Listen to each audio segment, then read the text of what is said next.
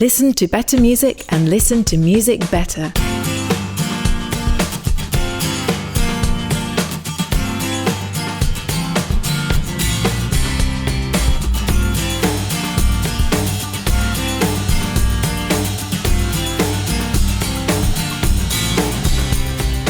Welcome to True Tunes at 45 RPM, the short-form version of the ongoing conversation you'll hear on the True Tunes podcast and in the digital pages at truetunes.com. And now your host, John J. Thompson. As we creep ever closer to our 100th episode, we thought it would be a fun idea to raid the vaults again to tempt you newcomers to explore the rabbit hole that is our 3.5-year existence. On today's True Tunes at 45 RPM, we want to revisit a moment in time that is among a handful that changed the course of True Tunes as an entity, and it's fair to say had a profound personal effect on both Bruce and myself. Our story involves the release of 2 groundbreaking albums, one of which would help chart the future course of one of the most popular bands in rock history, and the other, well, in its own way, it would define the history of its makers as well.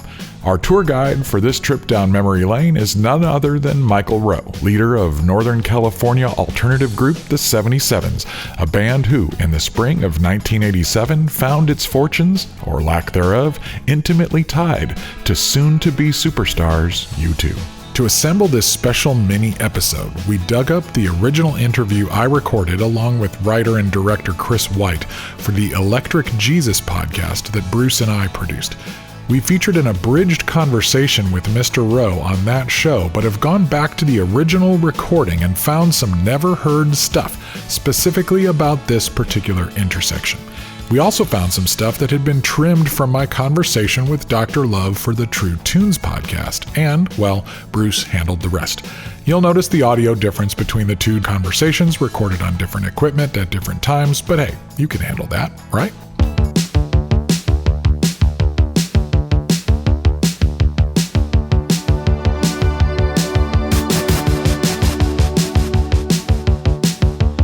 Welcome to Truth Custom Made. Come in and have some lemonade. Reality will readjust while we evade the issues that are pressing us and getting so depressing. But undressing and unstressing makes them go away. We're tired of solid ground. We're wired of the sound of any fool who keep us cool with all his lies, cool with all his lies. Ba ba ba ba ba ba ba ba. We believe there's nothing burning in our hearts.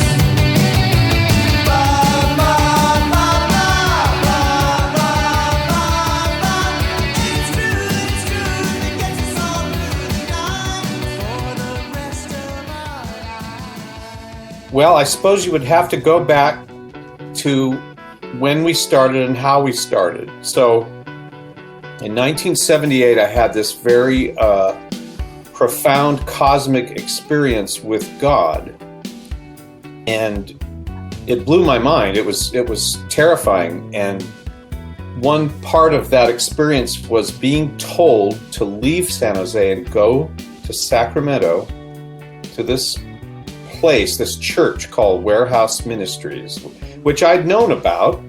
I'd visited there once, several years prior, which was built around artists and musicians and hippies and, people that were sort of on the fringe of the church. So when I was called to this place, I knew what it was, but I didn't want to go there. But obviously, there was something that I was supposed to do that was going to have some kind of effect on this church or the people that went to the church or whatever.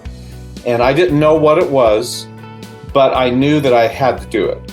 But oddly enough, this church did a lot of experimenting through the years. So we started having people like Larry Norman, all kinds of real cutting-edge people. I was already familiar with being able to take sort of the church concept and expand it in order to have a good outreach and a relatability. What was impressive about the Warehouse Ministries in Sacramento is that it was made up of people that were just like me. They were musicians, artists, just wanted to take whatever talent they had and give it back to God and see what happened. When I first got there, they said, we want to have a group, a music group that kind of represents what we're doing here. So they said, can we just scratch a bunch of guys together? And so Jan Voles was one of them. Mark Tootle was another guy. And then we got our drummer, Mark Proctor. So that became what was called the Scratch Band, because we had just thrown it together from scratch. And we didn't have any original material yet, but Steve Scott was there, who was a artist in residence from England, poet. He dabbled in film, and he was writing all kinds of cool songs. He had already been with Larry Norman, and Larry had recorded this whole album for him called Moving Pictures, which of course Larry never put out, right? So a good deal of our original material was Steve Scott songs that had been recorded for Larry Norman's label and never released.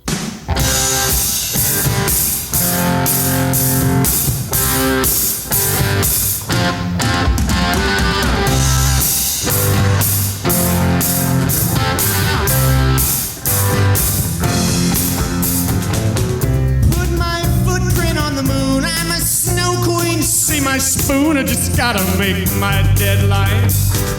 You're with me in this game, just don't forget the name. Tell your man to hold the headline. I use you all as a stepladder, darling. I'm only here for right to the top. Making it home is the cream of the crop. I got ambitions, I'll set my sights. I just wanna see my name in lights. Steve introduced me to so much great music from Europe and England and around the continent. He was one of the most incredibly hip, intelligent guys I'd ever met, and having him as a mentor was crucial at that time because he knew about U2 long before they were famous. I remember him playing, he handed me the Boy album and said, listen to this, very interesting, listen to the lyrics, And it's like, I'm going, whoa, there's something going on there, isn't there, And when October came out, he made me listen to that. He made me listen to XTC, made me listen to God knows, everything. I was having quite an influx of information, and all of that turned us from a band that was just the boys in the church, advertising for the church, to serious artists wanting to make some cool music of our own. We started writing our own songs, and we did that first record, Ping Pong, which was sort of extremely evangelical because that's what we were doing.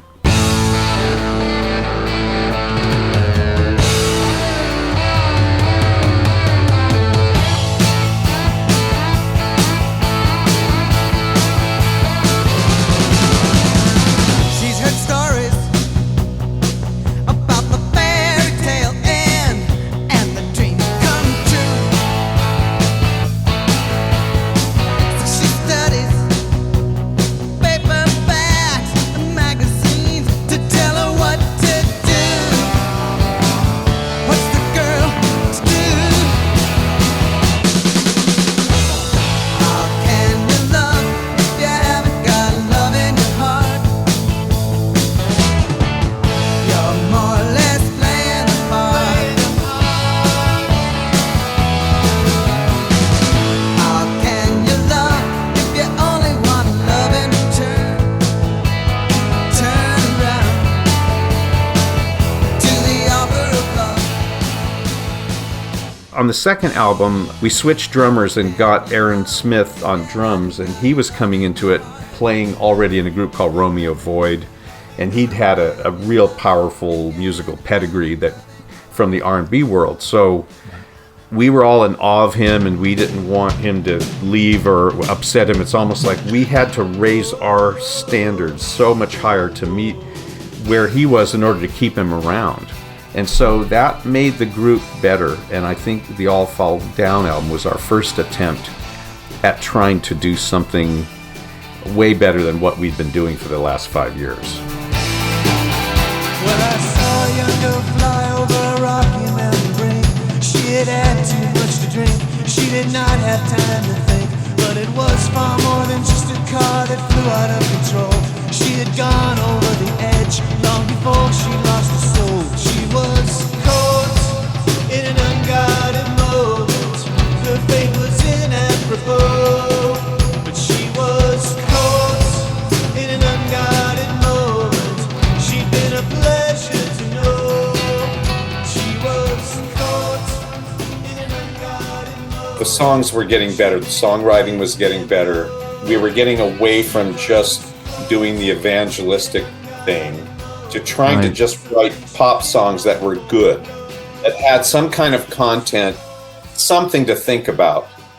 And I was starting to write more about myself, more personally. I started to notice that the more personal my songwriting got, the more response I got, and the more heartfelt response I got. By then, I was married and I was having problems in my marriage and all kinds of challenges happening to me. That these were things that nobody told me about that could happen. These were just things that started happening. And I went, I've got to write about this, because if I don't, I'm going to go crazy. And so the music started to become a form of catharsis. And the more that happened, the more response I got from people that had bought the records and were listening. And all of a sudden I realized that, wow, this is getting really serious. We are starting to get inside the fabric of people's lives and having an effect on choices they're making. Make a difference tonight. Make a difference tonight. Make a difference tonight. Make a difference tonight. Make a difference tonight. Make a difference tonight. Make a difference tonight. I just think we realized that, you know, if we were going to get anyone's ear, we had to be not just current, but really cutting edge. And it's certainly starting to see groups like U2 rise to the front of popular music. They were very good mentors for us as far as seeing something done really well and having that high standard of excellence, trying to be better songwriters, better producers, make better sounds in the studio. Don't cut corners. So what we did was we just dug into our craft, and we found a small group of very loyal people that followed us. Somehow it resonated with those people, and we're grateful because here we are 40 years later. They're still tapped into it because it meant something to them. I think we ended up representing something far more than just good rock music. And I can see the time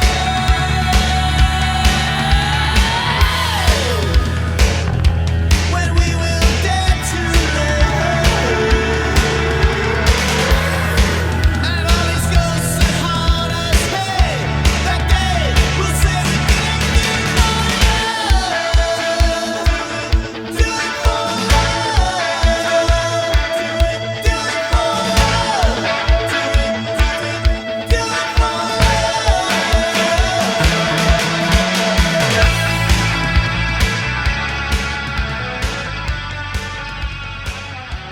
I know that we've argued about this before. I think that the Island album is one of the 10 great albums of all time. I've been saying that, and you're not as big a fan of that record. Part of the reason why I'm so hard on it is because we had already cut demos for all those songs that we liked, because they were just, we hardly knew the songs when we cut the demos. We did them loud and crude and very indie, very rough, with Steve Griffith engineering. And I felt like we'd already made those statements. When Island hired sort of staff producer Robert Musso to fly out to Exit and try to re-record this stuff, he did a great job as far as getting it all very technically right and everything was balanced. But to me, I've already felt like we'd already spilt it. The energy was gone. We were just trying to recreate something and get it all perfect. And so what I hear when I hear that record is extremely clean, not as much energy, versus the crude demos we did with Griffith. And all of those are on the Sticks and Stones. You can hear what I'm talking about if you've got that CD. Right. All those demos have come out. And to me, I kind of go for things that are a little bit rougher, So, being on the inside of it, it colors it in a different way. As a kid, it was exciting to me for a couple of reasons. One is it was hard to find. In fact, I had my first job as a music buyer at a religious gift shop, and I had to go buy copies of it at the mainstream store and then take them over and sell them at my store. And I didn't make any profit on it, but I just had to have that record on our shelves. And I'd have to go find them sometimes in the religious section, and I'd take them out and I'd put them in the rock section. And it was just like a project. For those of us who were fans of that, it was like, this is so much bigger and more crazy than what I was starting to hear that was called Christian rock. And then it was on the label that put out U2 and, the mainstream hip, cool, indie kind of rock label. The flesh, the eyes, and the pride of life drain the life right out of me.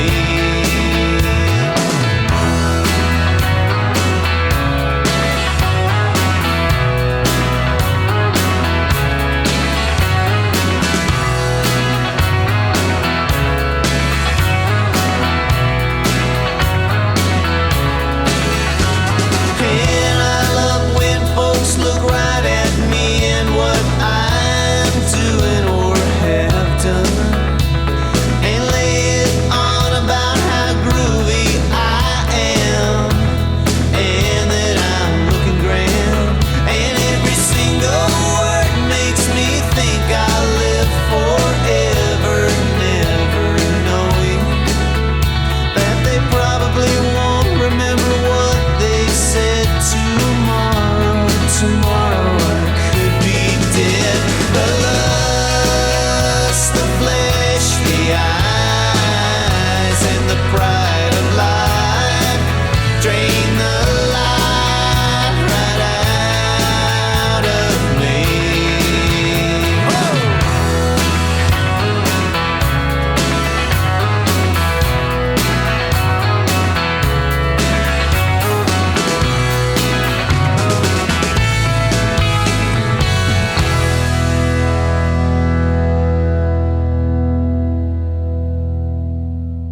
If it wasn't for U2, that Island record would have been a smash hit, right? It's their fault, isn't it? No. Now that I want to dispel one of the biggest myths of all time, and that's that U2 killed our career on Island. First of all, U2 got bigger than Island could handle. Okay, Island was a boutique label, and the staff was barely 30 people. When we went and toured their offices, there was no one there because they were all on the road with U2, desperately hanging on for dear life, trying to get the work done. That company couldn't even deal with that success. So, we were ready to play ball, but Island just couldn't. It was not that they wouldn't, they couldn't. And but it definitely was great for getting, like, the record review was great in Rolling Stone. We got Interview Magazine. I could call any number of nightclubs anywhere in the country and say, Island recording artists coming through, give us a date. And we could get a date in all the prestigious clubs. I mean, it was, as far as the hip factor, it was incredible. I always feel sorry when people, I guess they, maybe it makes them feel better to feel like, we're their little secret that U2 ruined. And it's like, nothing could be further from the truth. Right. We didn't even feel that way at the time. Staring out a window pane, sitting on an unmade bed, thinking with an unmade up mind about the things I can't forget. You've gone, but you never left. Now I'm only a frame, just a frame without a photograph. If only once someone would feel. We weren't really signed to Island directly. Island agreed to take on our label as a pressing and distribution deal because the guy that was the president of Island at the time, Lou Malia, had fallen in with Exit, and while he was working with us, Chris Blackwell called him and said, I need someone to be the president of Island. I can't deal with it. I've got all this work I've got to do. So Lou said, I'll do it if you'll take this little gaggle of artists Oh, from wow. Sacramento. Wow. And Chris said, well, who are they? And he said, there's just these great people. You got to take them. And so Chris was flying to Japan. So on his way to Japan, he stopped in San Francisco, drove to Sacramento. We took the whole church, sanitized it to make it look like a business, you know. And we carefully led him down the hallways, and we all auditioned for him, right? Chris was reasonably impressed. In fact, I got to talk with him, and he said, you guys need to be on the road. You're a great rock band. You need to get out there and start just playing bars and everything you can do. Yeah. He canceled his trip to Japan, flew back to New York to drop the paperwork. But what Marion Lewis did not know is that basically what was written was a P&D deal, not an actual signing. Okay? They didn't read the contract close enough. What was in that letter that calls to the soul of me? I said, what was in that letter? Oh, tenderly, sweetly. What was in that letter? Haunts me from this distance. I said, what was in that letter? Yeah, what was in that letter? Oh, what was in that letter? Yeah, what was in that letter? Through Aaron Smith, we got a hold of the guy that was managing Blue Oyster Cult and a few other people. And he was going to put together a tour for us, a whistle stop tour to promote our record. Well, when he tried to get tour support from Island, or even to get them to show up or help us with the radio interviews, anything, they were just gone because they all had to vacate their office in order to deal with the U2 thing. So our little record, our little band, and all the other excess stuff pretty much got, left in the dust because there was just no way. As far as our selling records, the fan base we built up on Word are looking for our records. They're not there. They can't find them because they only press so many. Island was an interesting sort of left turn, but ultimately it would not spell teenage stardom for us.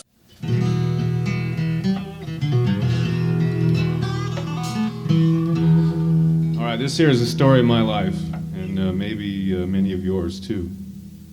It's the prodigal son, as told by the Reverend Wilkins.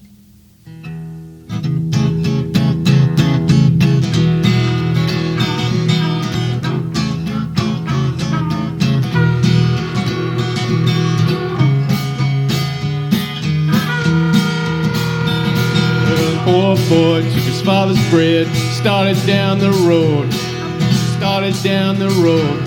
took all he had, started down the road, going out in this world where God only knows, and that'll be the way to get along. Poor boy spent all he had, Bama come in the land, Bama come in the land. Spent all he had to Bama come in the land. Said, believe I'll go find me some decent man. That'll be the way to get along. Well, the man said, give you a job for to feed my swine, for to feed my swine. I'll give you a job for to feed my swine. The poor boy stood and hung his head and cried. That's no way to get along. I grew up with a love for this music and a love for God. I didn't know how to combine them. I didn't know, I had this vague idea in the back of my mind of what it would look like or feel like, but there was no real way to articulate it. And there was no way to combine them without soiling yourself with the world. And so when I had this cosmic experience with God in the late 70s, what that led to was a directive, a direct, not a command, but get thee out into a place where I'm going to show you, right? It was very Old Testament, very biblical. But once I finally followed that directive from God, the world started to open up, and as it did, I met Peacock, I met Abeg, I dragged Griffith up from San Jose. This exit thing happened. Before I knew it, I had hundreds, if not thousands of friends. For me, it became a full-time obsession, occupation that was linked to a spiritual directive or a calling, if you will. It's like I had to understand what that meant. There was no roadmap. There was no, well, you know, I know that if I go up there that I'm going to do this, that, or the other. I didn't know anything. All I knew that I was to show up and tell these people what happened to me, right? I spent decades trying to figure out, well, what does this mean? Am I a pastor or a Christian? Am I a mystic? Am I then at some point I decided, well, my calling is to be an artist, and that's very serious, right? And then I thought, well, maybe I'm a priest, but I don't know it, Maybe I'm both. Maybe it's somewhere in between. And the only thing I've been able to go on is the response I get from individuals. In the 80s, they wrote letters, hundreds and hundreds of letters. Eventually, those letters turned to emails. And then the emails turned to private messages on Facebook and other social media. The one consistent thing that I've gleaned from all of that communication is a huge thank you because, and then you can fill in the blanks. Either I was confused about my faith, I didn't know what I believed. This gave me a place to live it out or be myself authentically, right? To be me, not some person in a church that's being squeezed into a mold by their church community. The other thing would be something like, I was pregnant, I was going to abort my child. I heard your pretty baby, I didn't abort. Here's the photograph, here's my kid. This kid lives because of that song. I mean, I don't even like to touch that, because when that stuff happens, all I can do is stand back and just go, praise God, I marvel at this, because I had nothing to do with it. All I did was have a little bucket of water that I just carried, That's all it was. I had the tools, I had my pencil, I had a guitar. So when I see all that stuff going on, I just go, okay, now I understand what this was all about.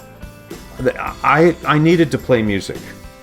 And I wanted to write songs. I wanted to be a good guitar player and a good songwriter and a good singer, And I managed to do all of those good at times and other times struggling. But the spiritual aspect of it happens alongside. It's the space in between being an artist or being a guitar player, whatever, and God out there working in people's lives, and this stuff somehow gets to them, and it makes a connection and makes a change. It's like, that makes sense to me. I don't want to take credit for it, and I don't want to touch it. That's God's work.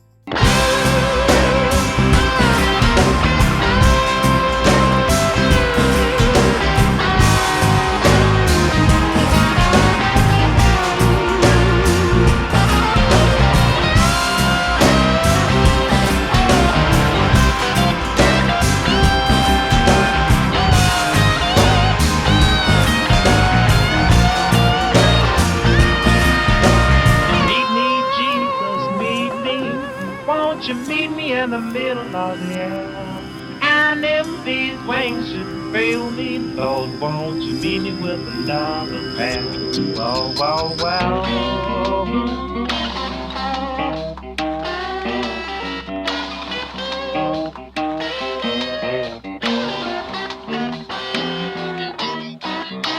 Well, well, well.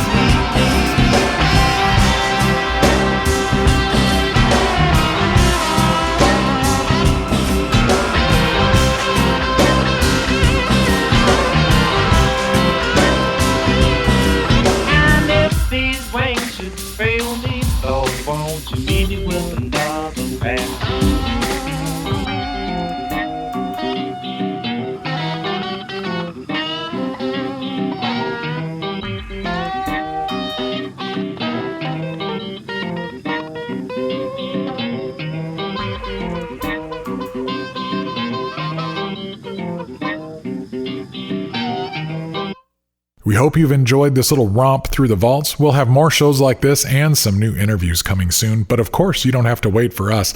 We've got a shelf full of episodes waiting for you to discover.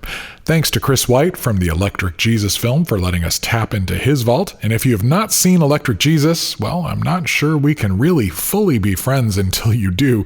Last I heard, it was streaming free on Tubi with ads, or you can pay a few bucks to see it on any number of paid services. And if you missed our conversations with Chris White and the cast of the film, make sure to check those out as well. And of course, Michael Rowe has been on the podcast, and you can check all of that stuff in the archives anytime.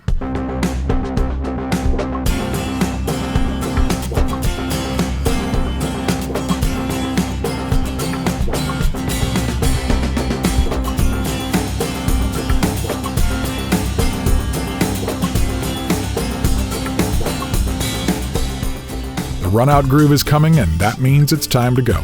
If you dig the show, please subscribe and spread the word. Also, please leave us a review and a rating at Apple Podcasts. Subscribe to our email list at TrueTunes.com. Follow us on Facebook at TrueTunesNow, and find and follow our weekly Spotify Gallery Stage mixtape. You can find me on Twitter at John J. Thompson and on Instagram at TheOnlyJJT and at TrueTunesMusic. And you can support the show through our Patreon.com/TrueTunes community or via a one-time tip linked on the show notes page. There's also some sweet swag available at TrueTunes.threadless.com. Tell your friends about the show, post it on your socials, and let us know what you think. Thanks. True Tunes at 45 RPM is produced by John J. Thompson and Bruce A. Brown for Gyroscope Productions and is intended for the private use of our listening audience. The contents are protected by US copyright law and are the intellectual property of Gyroscope Productions, with the exception of songs or clips that are from previously copywritten materials. Everything on this episode is used by permission or under fair use provisions. Thanks for listening. Cheers. We'll see you next time.